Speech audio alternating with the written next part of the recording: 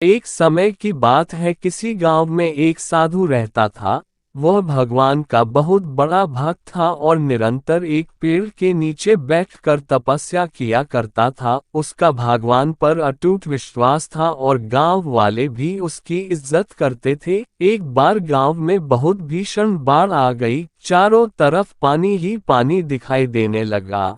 सभी लोग अपनी जान बचाने के लिए ऊंचे स्थानों की तरफ बढ़ने लगे। जब लोगों ने देखा कि साधु महाराज अभी भी पेड़ के नीचे बैठे भगवान का नाम जप रहे हैं, तो उन्हें यह जगह छोड़ने की सलाह दी। पर साधु ने कहा, तुम लोग अपनी जान बचाओ, मुझे तो मेरा भगवान बचाएगा।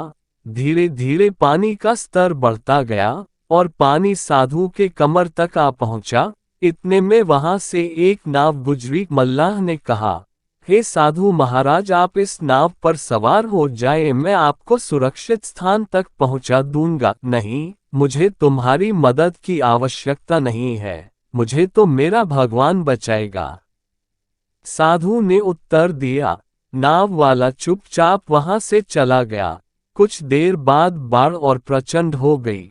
साधु ने पेड़ पर चढ़ना उचित समझा और वहां बैठकर ईश्वर को याद करने लगा। तभी अचानक उन्हें गड़गड़ाहट की आवाज सुनाई दी। एक हेलीकॉप्टर उनकी मदद के लिए आ पहुंचा।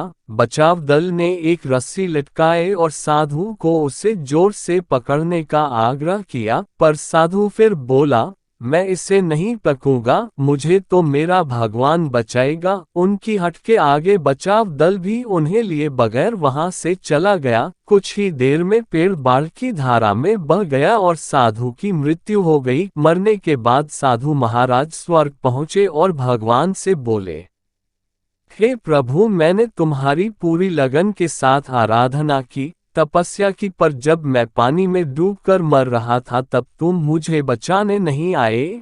ऐसा क्यों प्रभु? भगवान बोले, हे साधु महात्मा, मैं तुम्हारी रक्षा करने एक नहीं बल्कि 3 बार आया। पहला ग्रामीणों के रूप में, दूसरा नाव वाले के रूप में और तीसरा हेलीकॉप्टर बचाव दल के रूप में। किंतु तुम मेरे इन अवसरों को पहचान नहीं पाए। मित्रों, इस जीवन में ईश्वर हमें कई अवसर देता है। इन अवसरों की प्रकृति कुछ ऐसी होती है कि वे किसी की प्रतीक्षा नहीं करते हैं।